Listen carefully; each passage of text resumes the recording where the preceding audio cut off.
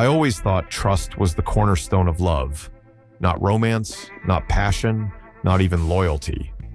Just trust. So when Isla said she'd lost her engagement ring at the gym, I believed her. No questions, no accusations, just concern. I remember her coming home that evening, eyes wide, voice rushed. "Jasper, I can't find it. I think I lost it in the locker room. I retraced my steps, but it's just gone." She looked genuinely upset, flustered, almost scared. I hugged her, told her it was okay. "It's just a ring," I said, even though it wasn't. That ring wasn't just expensive, it was my grandmother's, passed down through 3 generations. I kept it in a velvet box for years, waiting for the right person. And when I gave it to Isla, she cried, said she'd never take it off. I guess she forgot that part. That night, I barely slept. Not because of the ring, but because something felt off, like a shadow moving just out of sight. The next day, I offered to call the gym, ask if they found it. She panicked, said she already checked, said calling would embarrass her. Weird, right? But again, I let it slide. Because trust. And maybe because part of me didn't want to hear the answer. A few days later, I got a text from my buddy Trevor, random meme, followed by, "Hey man, didn't know Isla knew Jake." I blinked. Jake, Isla's ex, the guy she used to live with for 3 years, the same guy she claimed she hadn't spoken to in over a year. Trevor had sent a screenshot from Instagram, Jake's story. There were drinks on a table, a bar I recognized downtown, and in the corner of the shot, a woman's hand. I zoomed in. Light pink nails. A small birthmark just under the thumb. I knew that hand. I stared at the photo longer than I should have. Not because I didn't believe it, but because I didn't want to. She had told me she was going to her friend Leah's house that night. "Just the girls' night," she said. I never asked questions. Again, trust. That evening, I sat at dinner with her across the table. She was laughing about something on her phone, acting like everything was fine, and all I could think was, why lie? Not about the ring, not about Jake, but about everything. So I started paying attention, not obsessively, just watching, listening, noting the small shifts, the new perfume, the late showers, the sudden texting with her phone tilted away. And then came the moment I knew I couldn't ignore anymore. I found the ring, not at the gym, not in our laundry, not in her purse, but in the last place I ever wanted to find it. That Saturday, Isla was out grocery shopping, or so she said. I was cleaning around the apartment, trying to get my mind off things, and then I noticed something. She'd left her gym bag on the bed, unzipped. I wasn't looking to snoop. I really wasn't. But something was off. The bag looked too full, like it hadn't been touched in days. Curiosity got the better of me. I reached inside, towel, water bottle, yoga pants, deodorant, and then, at the very bottom, a small velvet pouch. I pulled it out, opened it, and there it was. Her engagement ring. Perfectly clean, not dusty, not scuffed, like it hadn't been lost at all, like it had been kept. My heart sank. I sat down on the edge of the bed, ring in one hand, pouch in the other. She hadn't told me she found it. She hadn't mentioned anything, because she didn't lose it. She hid it. And worse, she didn't put it back in the jewelry drawer like you'd expect. She tucked it away in a pouch, deep in a bag she barely used anymore. Why? Was she planning to return it, sell it, give it back? Or had she been wearing it around someone else and didn't want me to know?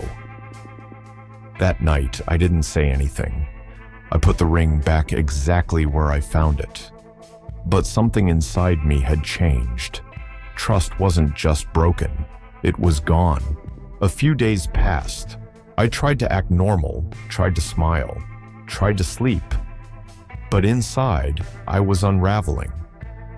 Then, on a quiet Wednesday evening, Isla asked me to check our shared email account. Something about a travel coupon she wanted to use before it expired.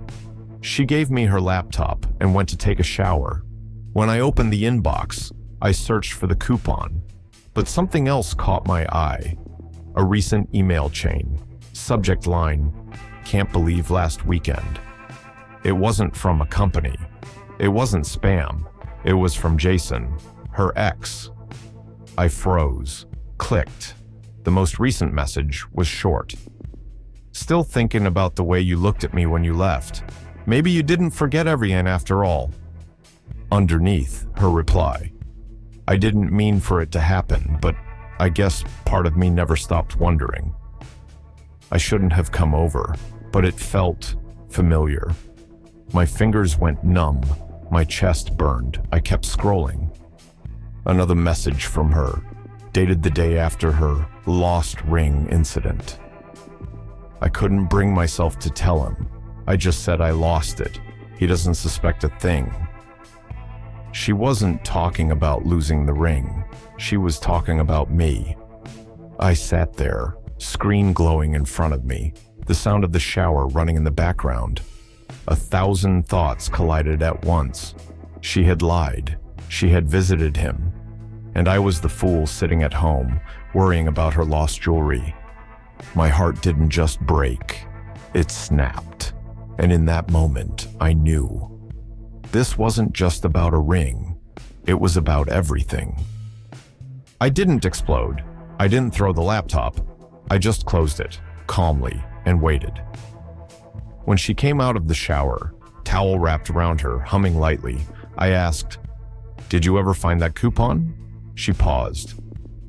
No. Did you see it?" I looked her dead in the eyes. Number.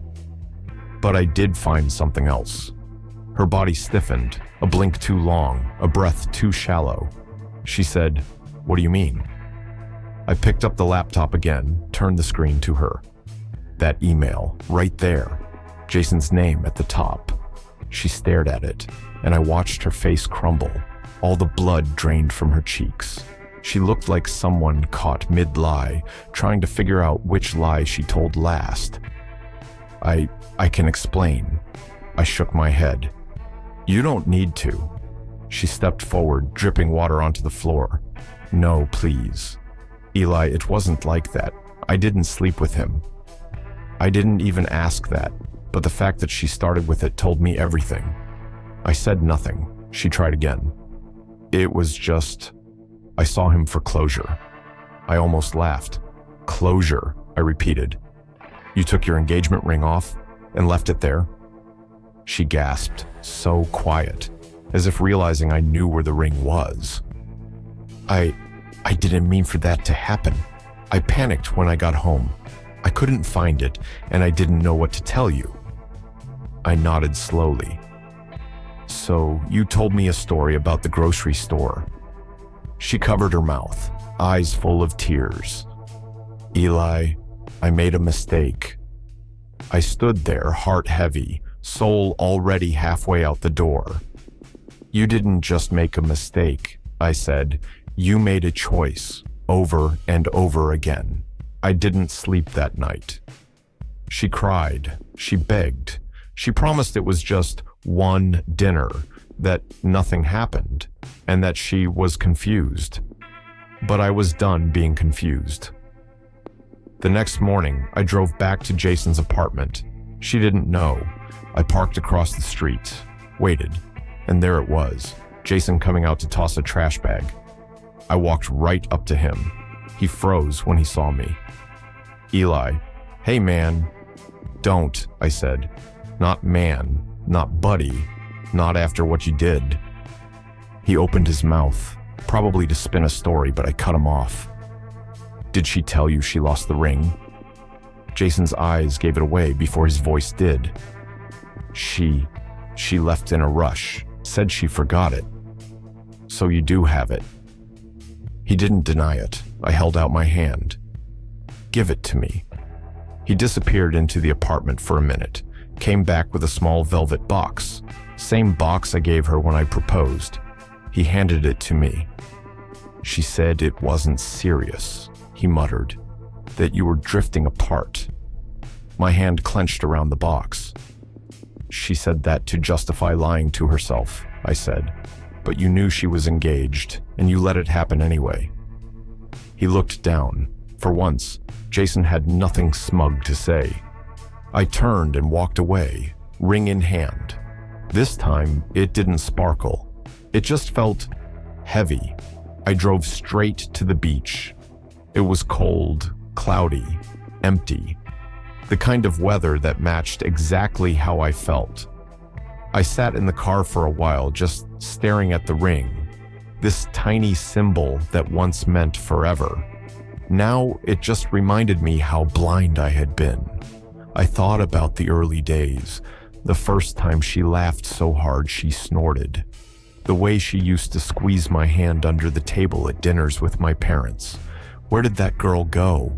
Was she ever really there? When I got home, she was waiting by the door, eyes puffy, hair messy, sweatshirt probably one of mine. I thought you left, she said quietly. I did. I walked past her, put the ring box on the coffee table. I'm not the guy who begs to be chosen anymore, I said. She reached for my arm. Please, Eli, don't do this. It was a mistake. One night, that's all. I turned to her. But it wasn't just one night. You lied to me. You hid things. You let me believe I was crazy when I asked questions.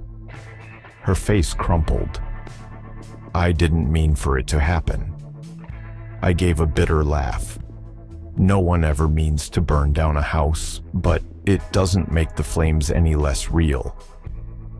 She didn't follow me to the bedroom, and I didn't sleep on the couch this time. I needed space. From the lies, from the noise, from her. 2 weeks later, I'd already moved most of my things out.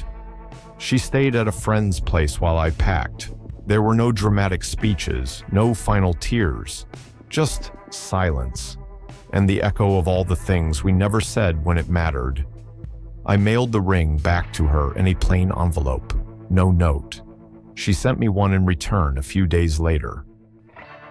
I never wanted to lose you, but maybe I already had long before the ring ever went missing. I hope you find someone who sees you the way you always saw me. I folded it once and dropped it in the trash.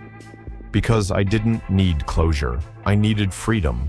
Freedom from second-guessing my worth. Freedom from rebuilding trust she never intended to protect. People always say, love is about forgiveness. But sometimes, love is about knowing when to walk away and not look back. I started running again, signed up for a volunteer project, laughed at things again, and every now and then, I still pass by that jewelry shop where I bought the ring. But I never go inside, because next time, when I choose a ring, it won't be for someone who's halfway out the door. It'll be for someone whose loyalty doesn't need proof. Because it's written in their actions, not just their words. And that, I've learned, is rarer than any diamond.